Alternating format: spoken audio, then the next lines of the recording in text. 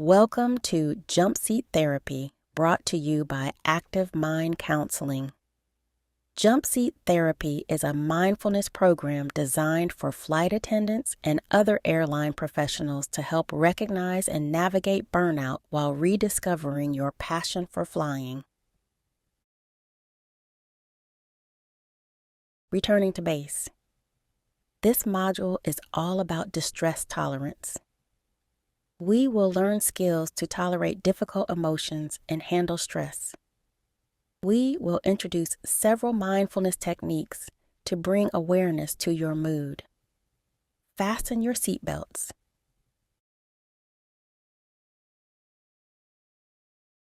You're in the middle of a busy business class meal service to Europe. The flight is full, and most of the passengers are traveling for leisure. On top of this, you're short a flight attendant. Every time you run an entree, you have to stop and refill bread and wine. It slows down the service. You hear a chime. Bing bong. You know it's the pilots asking about their meals. We're busy right now. You answer the phone exasperated. Call back later. Before the captain can say anything, you hang up. After the service is over, you replay the interaction in your head. You feel bad. That outburst was out of character for you. You normally don't lose your cool under pressure, but this time you were at the end of your rope.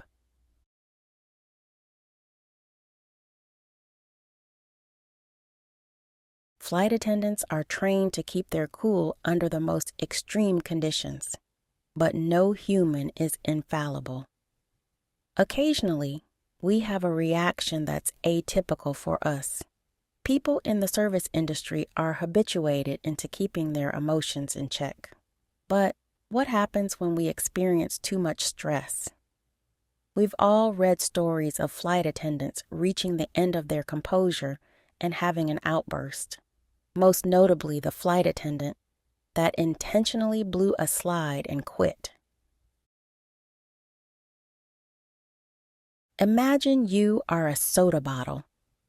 If you're calm, you can open up and express your effervescent self in a normal fashion. However, if you are continually shaken, you will explode when you are open. So how do we manage the pressure? We must learn to recognize when we need to release some pressure before it is too late. If we wait until we have an outburst, it may be the only thing people remember, and we become known as emotionally unstable despite years of keeping it cool. Think about how an aircraft is pressurized.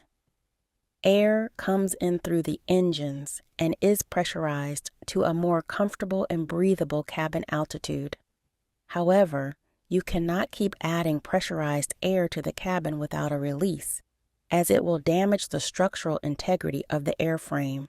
Therefore, various bleed points are designed into the aircraft to keep the pressure balanced. Galley drains are one example of a bleed point. They utilize the pressure differential between the interior and exterior of the aircraft to suck liquid out of the sink.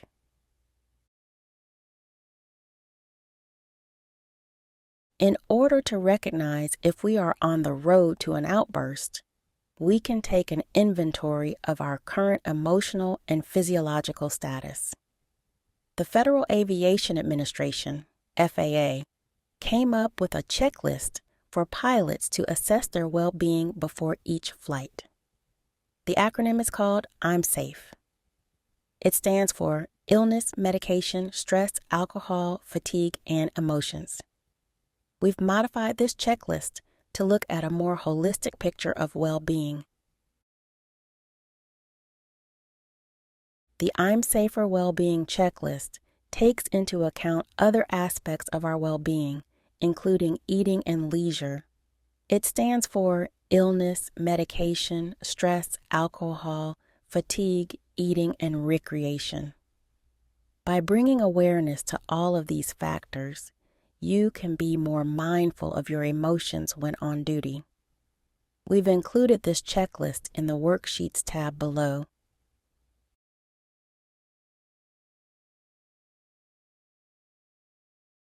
Sometimes the best way to bring awareness to how we react to stress is to analyze a past stressful event. Take a moment and think of a recent stressful event.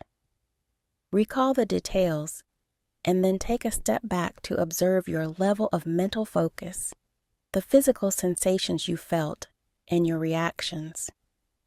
After the event was over, how long did you think about it? Recalling these details can help you identify future stress reactions in the moment. We've included a worksheet with 15 of the countless ways to lower distress in the moment. Try them all, then find the ones that work best for you. We recommend practicing these distress tolerance techniques even when you are not distressed. Think of a pilot in a simulator.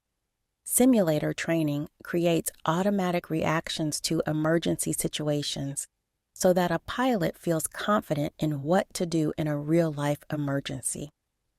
By practicing distress tolerance skills when you are not distressed, you are also creating a reflexive response to calm yourself.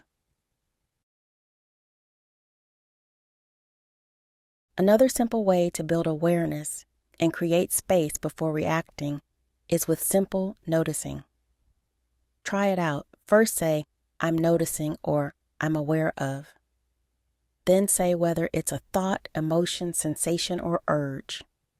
Finally, label the urge without judgment or explanation.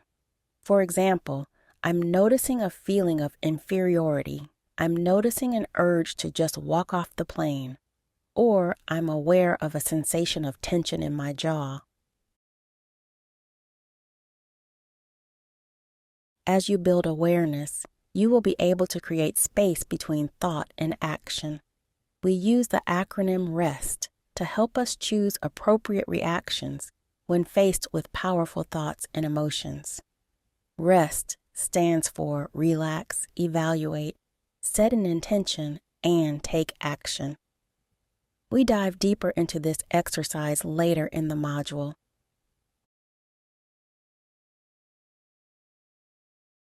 Once we have built space between thought and action, we can use that space to decide if this will really matter in the long run. Think about a situation that bothered you a lot last month. Does it still bother you at the same level now? When we are experiencing distress, we may overestimate the impact the event will have on us later in life.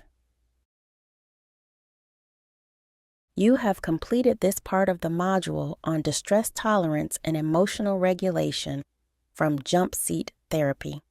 We've included additional exercises, resources, handouts, and worksheets below so that you can continue to practice your new skills.